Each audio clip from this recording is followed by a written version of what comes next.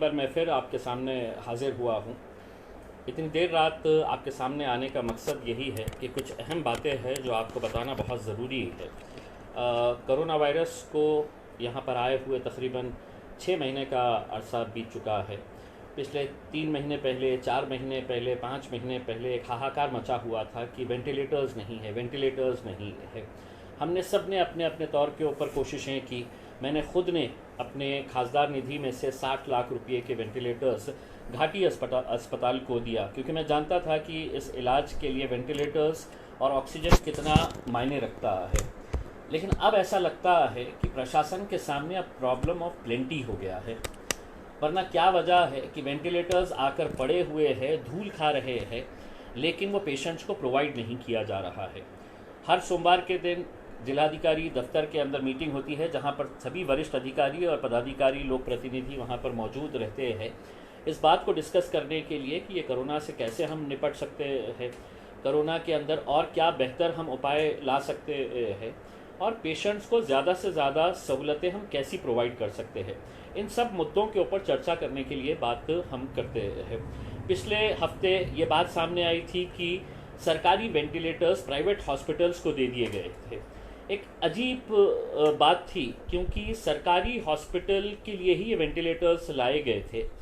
और सरकारी हॉस्पिटल का मतलब ये है कि अगर हम घाटी जैसे अस्पताल के अंदर सुपर स्पेशलिटी बिल्डिंग बनाते हैं, 150 करोड़ रुपए की बिल्डिंग बनती है, और वहाँ पर अगर हमारे पास वेंटिलेटर्स ऑपरेट करने के लिए या ऑक्सीजन सप्लाई करने के लिए अगर वहाँ पर ये फैसिलिटीज़ नहीं है, तो एक सवाल पैदा होता है कि सरकार ने ये 150 करोड़ रुपया आखिर जनता का खर्च क्यों किया है। हमने उसका विरोध किए थे। आज ये बात सामने आई है कि जो वेंटिलेटर्स केंद्र सरकार की तरफ से आए हैं, तो वो वेंटिलेटर्स ग्रामीण के जो सरकारी अस्पताल है वहाँ पर दिए गए हैं। ये बात जब पूछी गई कि कितने वेंटिलेटर्स आए, तो ज़िला परिषद के अधिकारियों के पास इसका जवाब नहीं था। सिविल सर्जन ने जवाब दिया कि वेंटिलेटर्स चूँकि पीएम केयर फंड से डायरेक्ट ही हॉस्पिटल्स को प्रोवाइड कर दिए गए थे। तो अब आप देखिएगा कि दिल्ली में बैठे हुए केंद्र सरकार का एक सेक्रेटरी दिल्ली में बैठकर ये तय कर लेता है कि औरंगाबाद के कन्नड़ तालुका को कितने वेंटिलेटर्स देना है, गंगापुर में कितने देना है, वैजापुर में कितने देना है, पाचोड़ में कितने देना है। ये बड़ी अजीब सी बात है कि वहाँ पर दिल्ली में बैठे हुए अधिकारी को एक ऐसा मालूम है कि हमारे पास अगर शहर के अंदर हमारे पास मेडिकल इंफ्रास्ट्रक्चर अवेलेबल नहीं है, तो आप अंदाज़ा लगा सकते हैं कि गाँव की क्या हालत है हमारे पास। तो जब आंकड़े सामने आए कि कितने वेंटिलेटर्स, मैंने इनसे ये पूछा कि कितने वेंटिलेटर्स आए थे और कितने इंस्टॉल कर दिए गए हैं जिसका डायरेक्ट फ़ायदा पेशेंट्स को मिल रहा है, तो कुछ आंकड़े बताए गए कि इतने वेंटिलेटर्स आए थे, इतने लगा दिए हैं। एक अधिकारी ने तो साफ कह दिया कि साहब जो वेंटिलेटर्स आए थे, जो कंपनी लाई थी, उसने अभी वो इंस्टॉल नहीं की, उनका इंजीनियर आने वाला है। सवाल ये पैदा होता है कि हमने कोई भीख में नहीं लिए है, ये वेंटिलेटर्स का पैसा दिया गया है, गवर्नमेंट ने पैसा देकर इसे ख़रीदी है, या किसी ने इसको डोनेट नहीं किया है कि कंपनी अपनी मर्ज़ी से आएगी और जब दिल चाहे वो इंस्टॉल करके जाएगी। जब आंकड़े मैंने इनको बताया कि मेरे पास जो आंकड़े हैं क्या ये सही है, तो आप भी सुनकर हैरान हो जाएंगे कि वैजापुर जैसा हॉस्पिटल, जहाँ पर हमारे पास या कन्नड़ हो जाए या गंगापुर हो जाए या दूसरे कोई भी तालुका प्लेसेस रहे, वहाँ पर मेडिकल की क्या सुविधाएं ये सभी लोग जानते हैं। 19 वेंटिलेटर्स सिर्फ वैजापुर के लिए दिए गए, 19 वेंटिलेटर्स। आप सोचिएगा कि यहाँ के औरंगाबाद के जो बड़े हॉस्पिटल्स हैं उनके पास भी 19 वेंटिलेटर्स नहीं है। ये 19 वेंटिलेटर्स अगर वैजापुर के लिए आए तो इसका इस्तेमाल कितना हो रहा है, जब ये पूछा गया तो बताया गया है कि सिर्फ 5 वेंटिलेटर्स इंस्टॉल किए गए हैं। बाकी क्या है, तो बाकी सब पड़े हुए हैं, अभी लगे नहीं है, अभी लगाए नहीं गए हैं, और लगाने वाले भी नहीं है, लगा सकते भी नहीं है, क्योंकि ना तो वहाँ के पास डॉक्टर्स है, ना मेडिकल स्टाफ है इसको ऑपरेट करने के लिए। तो सिर्फ इंटरेस्ट था कि वेंटिलेटर्स मंगाओ, वेंटिलेटर्स मंगा के अपना रख डालो, बाकी देखा जाएगा आगे। उसी तरह से कन्नड़ के लिए 10 वेंटिलेटर्स मंगाए गए थे। कन्नड़ तालुका इतना बड़ा तालुका है, कन्नड़ तालुका के पूरे 10 के 10 वेंटिलेटर्स अस्पताल के अंदर पड़े हुए हैं, यानी कि एक भी पेशेंट को इन वेंटिलेटर्स का फ़ायदा नहीं पहुंच रहा है। ये जिस तरह से बस आए हैं तो रखो किसी गोडाउन के अंदर। गंगापुर के अंदर 10 वेंटिलेटर्स आए थे, जिसमें से सिर्फ 4 इंस्टॉल किए गए हैं, 4 वैसे ही पड़े हैं और 2 वेंटिलेटर्स वहाँ से एमजीएम अस्पताल को दे दिए गए हैं। अब सवाल ये पैदा होता है कि आज भी औरंगाबाद में कई सारे ऐसे पेशेंट्स हैं जिनको वेंटिलेटर्स अवेलेबल नहीं है। अगर ये वेंटिलेटर्स इनको नहीं मिल रहे हैं, इनकी जान जा रही है। डेली जो मरने वाले पेशेंट्स हैं उनकी अगर हिस्ट्री निकाल कर देखेंगे तो उसमें ज़्यादातर पेशेंट्स इस वजह से मर रहे हैं कि उन्हें राइट टाइम के ऊपर ऑक्सीजन या वेंटिलेटर्स जो मिलने चाहिए वो नहीं मिल रहे हैं। हर रोज़ हमारे पास, मैं अकेला ही नहीं, न जाने कितने ऐसे लोग प्रतिनिधि होंगे जिनको पेशेंट्स डायरेक्ट कॉल करते हैं और बोलते हैं कि हमें वेंटिलेटर्स नहीं दिए जा रहे हैं, हमें बेड नहीं उपलब्ध हो रहा है। और ये वेंटिलेटर्स जब आए हैं तो उसका उपयोग देखिएगा किस तरह से किया जा रहा है। मेरा ये मुद्दा उठाए जाने के बाद मुझे आज शाम में ही पता चला कि फ़ौरन वहाँ पर एक बड़ी गाड़ी गई है और वहाँ से 14 वेंटिलेटर्स उठाकर यहाँ पर लाए गए हैं। एक सवाल ये पैदा होता है कि ये वेंटिलेटर्स जो है अगर ग्रामीण इलाकों के अंदर इस्तेमाल नहीं हो सकते हैं तो ये 150 करोड़ रुपए की सुपर स्पेशलिटी बिल्डिंग कोई एंटरटेनमेंट के लिए तो बनाई नहीं गई थी कि वहाँ पर हम फिल्में दिखाने वाले हैं या वहाँ पर हम थिएटर खोलने वाले हैं। अगर वो हॉस्पिटल बना है तो उस हॉस्पिटल के अंदर ये वेंटिलेटर्स को क्यों नहीं लगाया गया है।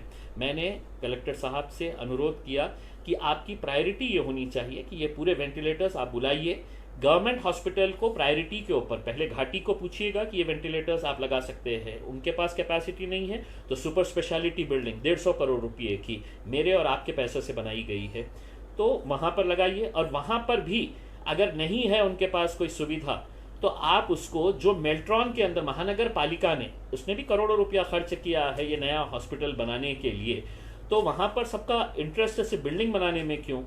इंफ्रास्ट्रक्चर अगर वहाँ पर पूरी तरह से अगर इक्विप रहेगा तो आप वहाँ पर पेशेंट्स को पूरी सुविधाएं दे सकेंगे। महानगर पालिका के प्रशासक अस्ति कुमार पांडे साहब ने कहा है कि ये वेंटिलेटर्स अगर हमें दिए जाते हैं तो हम मेल्ट्रॉन के अंदर इसको इंस्टॉल कर देंगे। तो देखिए कितनी अफसोस की बात है और हमारे लिए, सबके लिए शर्म की बात होनी चाहिए कि आज भी पेशेंट्स की अगर मौत हो रही है सिर्फ वेंटिलेटर्स नहीं मिलने की वजह से और खामोशी से कन्नड़, गंगापुर, वैजापुर इन इलाकों के अंदर वहाँ पर पड़े हुए हैं। हमने तो ये कहा है कि कन्नड़ में अगर आप हॉस्पिटल को पूरी तरह से इक्विप करते हैं तो कन्नड़ का कोई भी पेशेंट औरंगाबाद के घाटी हॉस्पिटल में नहीं आना चाहिए। उसी तरह से गंगापुर, वैजापुर के अंदर जितने भी पेशेंट्स हैं, ये पेशेंट्स को भी यहाँ पर भेजने की ज़रूरत नहीं है, लेकिन ये उसी वक्त मुमकिन होगा जब आप अपने तालुका के हॉस्पिटल्स को पूरी तरह से इक्विप करेंगे। और ये अकेला मैं कह रहा हूँ ऐसा नहीं है, ये लोगों की भी भावना है कि वहीं का वहीं अपने हॉस्पिटल्स को अगर हम पूरी तरह से इक्विप करते हैं तो हमारे को औरंगाबाद शहर के जो हॉस्पिटल्स है उसके ऊपर बहुत ज़्यादा लोड नहीं पड़ेगा। दूसरा मुद्दा एक ये उठाया गया है कि इस पीरियड के दौरान देखा गया है कि कुछ मेडिसिन ऐसे है, जैसे इंजेक्शन्स की अगर हम बात करें कि रेमडेसिविर इंजेक्शन है या टॉसिलोजुमैब है जो तकरीबन 35-40 हज़ार रुपये का एक इंजेक्शन आता है, ये कुछ मेडिकल स्टोर्स को दिए गए हैं। ये किस आधार के ऊपर ये मेडिकल स्टोर्स का चयन किया गया है ये फूड एंड ड्रग एडमिनिस्ट्रेशन ही बता सकता है, लेकिन आज भी ये इंजेक्शन्स ब्लैक मार्केट के अंदर मिल रहे हैं। ये ब्लैक मार्केट के अंदर अवेलेबल है। पेशेंट्स को अपनी जान बचाना है तो वो जितना पैसा चाहे उतना देकर वो इंजेक्शन्स हासिल कर रहा है। इसके ऊपर रोक लगाने की ज़रूरत है। इस पीरियड के अंदर लोगों ने धंधा भी बनाया है। जैसे बहुत सारे प्राइवेट हॉस्पिटल्स के डॉक्टर्स ने हमको ये बताया है कि जो ऑक्सीजन का सिलेंडर पहले 200 रुपये में भरा जाता था, अब उसकी कीमत तकरीबन 350 रुपये कर दी गई है, या छोटा अगर था 150 का था तो उसको 300 रुपये तक कर दिया गया है। तो हमने कलेक्टर साहब से अनुरोध किया है कि जिस किसी की इस तरह की रहा है तो ये ज़रूरी हो जाना चाहिए कि ऐसे कंपनीज़ को न सिर्फ नोटिस इशू किया जाए बल्कि ऐसी कंपनीज़ को इमीडिएट सील किया जाए। तो मैं तमाम प्राइवेट हॉस्पिटल से अनुरोध करूंगा कि ऐसे टाइम के ऊपर अगर कोई मेडिकल इक्विपमेंट्स, ऑक्सीजन, गैस अगर ये हायर रेट्स के ऊपर बेच रहे हैं, पीपीई किट्स अगर हायर रेट के ऊपर बेच रहे हैं तो आप इमीडिएट इन्फॉर्म करिएगा। हम इंश्योर करेंगे कि वो कंपनी के ऊपर स्ट्रिक्ट से स्ट्रिक्ट एक्शन लेना जाना चाहिए। तो ये एक मुद्दा था कोरोना की लड़ाई के ताल्लुक से। दूसरा एक मुद्दा मैं आपको आज इस वजह से बताना ज़रूरी समझता हूँ कि आज औरंगाबाद ज़िले के अंदर ही नहीं, पूरे मराठवाड़ा के अंदर बहुत अच्छी तरह से बारिश हुई है।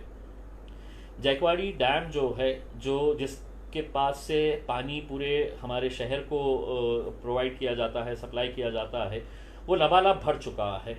लेकिन वो पानी आपके घरों तक नहीं पहुंच सकता है। क्यों नहीं पहुंच सकता है? कि जब पूरी तरह 100% डैम भर गया है तो डैम के गेट्स खोलकर पानी को बाहर छोड़ा जा रहा है, लेकिन वो आपके घर तक नहीं आ सकता है। इसलिए नहीं आ सकता है कि पिछले 20-25 सालों से महानगर पालिका में बैठी हुई जो प्रशासन था या जिसकी भी हुकूमत थी, उन्होंने कभी ये महसूस ही नहीं किया या एहसास ही नहीं हुआ था उन्हें, या उनका कुछ और मकसद था कि जायकवाड़ी से औरंगाबाद तक अगर बड़ी लाइन अगर डाल देते और औरंगाबाद के अंदर सिर्फ टैंक्स बनाने का काम करते थे, हम जो बड़े बड़े टाकियाँ जो बनाने का अगर काम कर लेते थे, तो आज हम वो पानी को वेस्ट करने की बजाय इन टैंक्स के अंदर कर सकते थे। और आज औरंगाबाद शहर के अंदर जो 6 दिन के बाद, 8 दिन के बाद, या कुछ इलाके हैं बैजीपुरा जैसे कि जहाँ पर 10-10 दिन के बाद पानी अगर आ रहा है, तो ये कहीं ना कहीं ये प्रशासन की गलती है। जो लोग वहाँ पर बैठे हुए थे, उन लोगों ने कभी भी पानी को एक प्राथमिकता के तौर के ऊपर नहीं देखा। पानी के अंदर भी किस तरह से 2 पैसे बनाए जा सकते हैं, उन्होंने ये सब धंधे किए थे। इस वजह से आज इतनी बारिश होने के बावजूद भी आज हम आपके घर तक पानी नहीं पहुंचा पा रहे हैं। अब महानगर पालिका के अंदर किसी की भी हुकूमत नहीं है। अब 1% रूल है, वहाँ पर एडमिनिस्ट्रेटर है। मैं अस्तिक कुमार पांडे साहब से अनुरोध करूँगा कि ये पानी अगर आप औरंगाबाद शहर के अंदर अगर इस पीरियड के अंदर हर 1 दिन या 2 दिन के अंदर अगर लोगों को पानी प्रोवाइड करने का, जब तक वो जायकवाड़ी डैम भरा हुआ है, तो क्या वजह है कि हम उसको लोगों तक पहुंचाने में आनाकानी कर रहे हैं। हम आपसे सिर्फ यही अनुरोध करना चाहेंगे कि इतनी बारिश होने के बाद हरसूल का जो कैपेसिटी है वो भी पूरी तरह से भर चुकी है। हरसूल के बारे में मैंने सब इंजीनियर्स के साथ मीटिंग किया तो पता चला कि औरंगाबाद के जो पुराना औरंगाबाद है उसके तकरीबन 12 से 14 वार्ड्स ऐसे हैं जहां पर हरसूल से डेली पानी है तो प्रोवाइड किया जा सकता है। चाहे फिर वो गुलमंडी का एरिया हो, राजा बाजार हो, शाहगंज हो, या दिल्ली गेट का ये पूरा एरिया है, ये यहाँ से हरसूल से ही पानी लाया जाता है। लेकिन चूंकि सबकी अपनी अपनी प्रायोरिटीज़ अलग है, इसको कोई प्राथमिकता नहीं दे रहा है।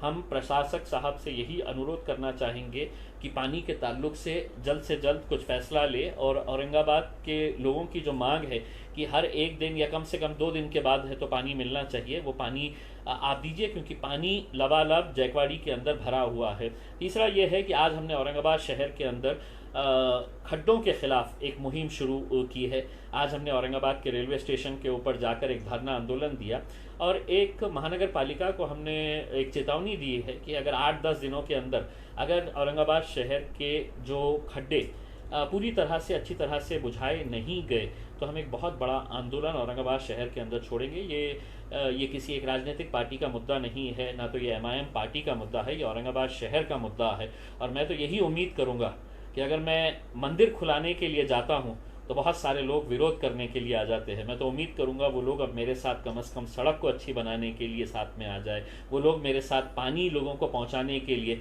हम एक हाथ में हाथ डालकर हम सब औरंगाबाद शहर के ये कामों को हम अंजाम दे सकते हैं। बशर्ते इसके अंदर कोई राजनीति नहीं होनी चाहिए, इसके अंदर जाति धर्म के चश्मे से आप मत देखिएगा। ये औरंगाबाद की जनता की ज़रूरत है, और उन ज़रूरतों को पूरा करने के लिए अगर हम सभी लोग प्रतिनिधि एक साथ मिलकर आए तो मैं समझता हूँ ये मुमकिन है। बहुत बहुत धन्यवाद।